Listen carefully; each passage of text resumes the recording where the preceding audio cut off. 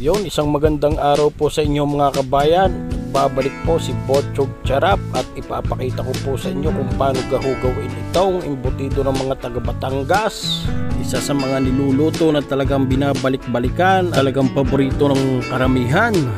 At ito nga po ay kasama sa 4 na sikat dito sa Batangas sa mga lutuin. Paano nga gaho ito gawin? Ito ho, papakita ko sa inyo.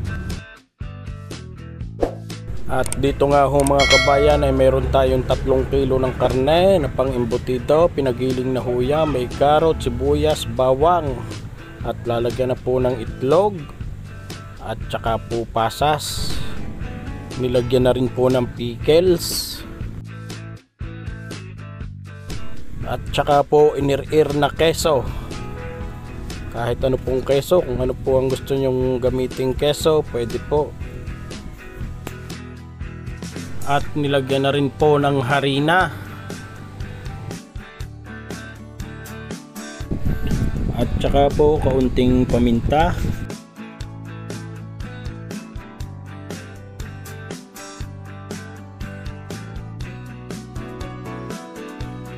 At pagkatapos po ay lalagyan rin po ng toyo. Mas maganda po itong lagyan ng asukal, kaso lang po yung may order ayaw po ng may asukal. Pwede rin ho kayo maglagay ng reno, liver spread. At lalagyan din po ng ketchup.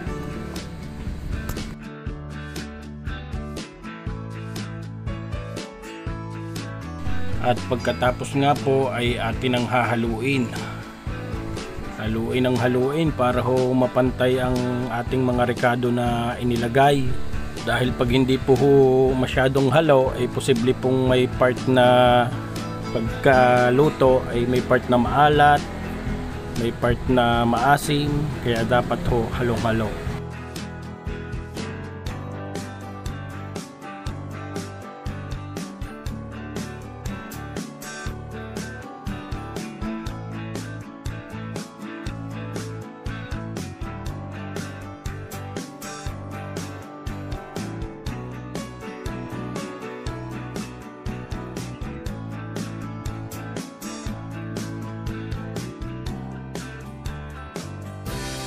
At okay na nga po mga kabochog charap ang ating embutido. Pwede na ho itong ibalot sa dahon. At dito nga po mga kabayan ay may nakahanda ng dahon ng saging na naisalab na ho. At nilagyan na ho ng margarine. At isang tasang karne na embutidohin ho na tinamplahan kanina. Uhulmahin ho muna ng pahaba na pabilog. At lalagyan po ng hotdog. Magkabila ho. At uhulmahin po uli para maganda po ang maging kalabasan ng hulma at mas madali po siyang balutin. Yan. At pagkatapos nga po ay may nakahanda na ho tayong panali ng abaka. Itatali po natin ang dulo para ho hindi mabusbos yung karne. At tinimplahan. Tali po natin ang mabuti.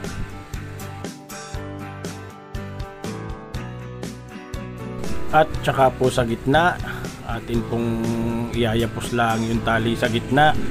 At pagkatapos po ay sa kabilang dulo naman ho, yan, ilalak na po natin yan.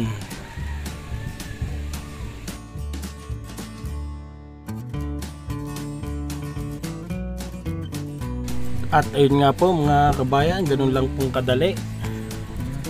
Ayan, paulit-ulit lang po hanggang sa matapos.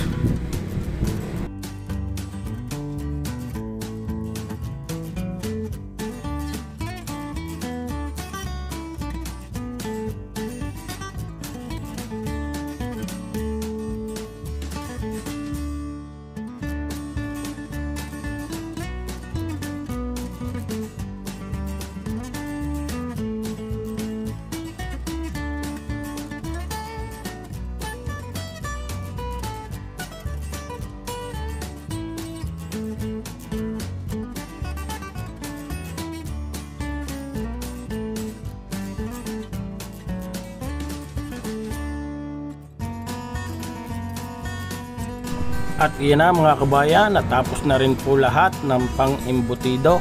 Nabalot na po lahat. At pagkatapos nga po mga kabotsyog charap ay ititrim po natin ang dalawang dulo para po malinis tingnan at hindi po masikip sa steamer. At para din po magandang tingnan pag nabalot. At dito nga po ay may nakahanda na tayong steamer.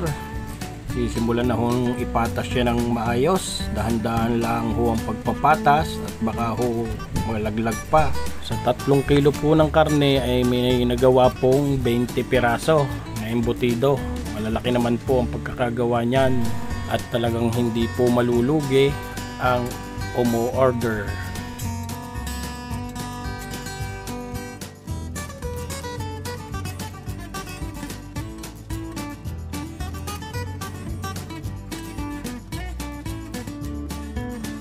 At pagkatapos po ay may nakahanda na po tayong dahon ng saging. Tatakpan po iyan para hindi po masyadong makasingaw yung init. At para po siguradong lutong-luto ang ating embutido.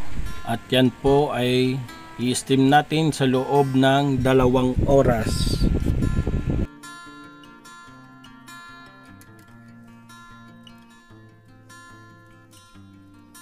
At makalipas nga po ang 2 oras, ito na po ang ating embutido. At ayan, kaganda ho ng pagkaka-steam at talagang butsyog na butsyog ang ating embutido. Ito ho ay palalamigin muna at kinabukasan na po ipiprito. At malamig na po ang ating embutido, ready na siya para iprito mga kabotsyog. At dito nga po ay nakapagpainit na ng mantika at sisimula na pong iprito mga kabotsyog ang ating embutido.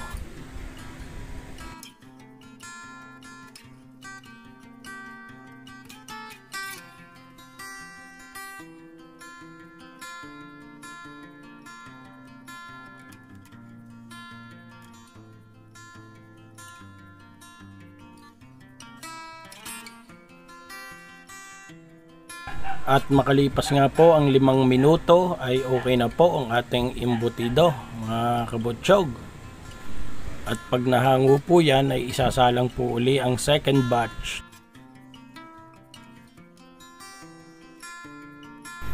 Ganun lang po ulit, ilalagay lang po ulit ang embutido, ipiprito. At pag naluto po ay hahanguin na after 5 minutes hanggang sa matapos po.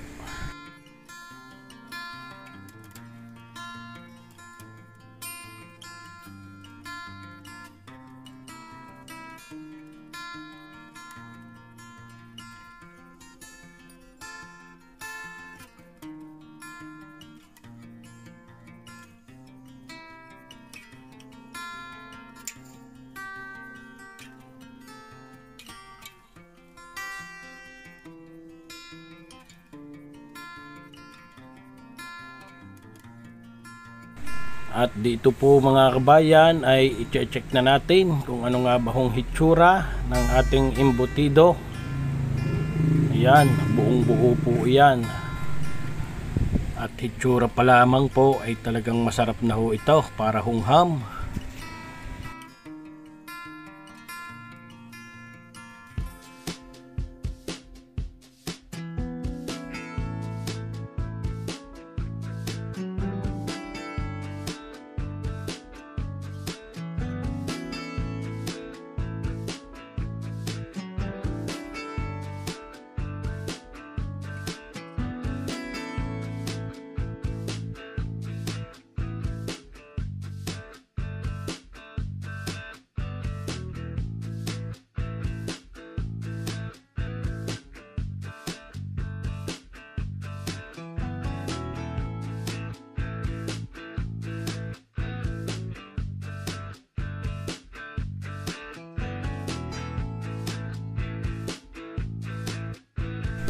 At yun nga po mga kabotsyog charap, maraming salamat po sa inyong panonood. At sa gusto po magpaluto ay mag-message lang po kayo sa Facebook page na Life is Delicious by Empoy's Journey. Maraming salamat po at God bless po sa ating lahat.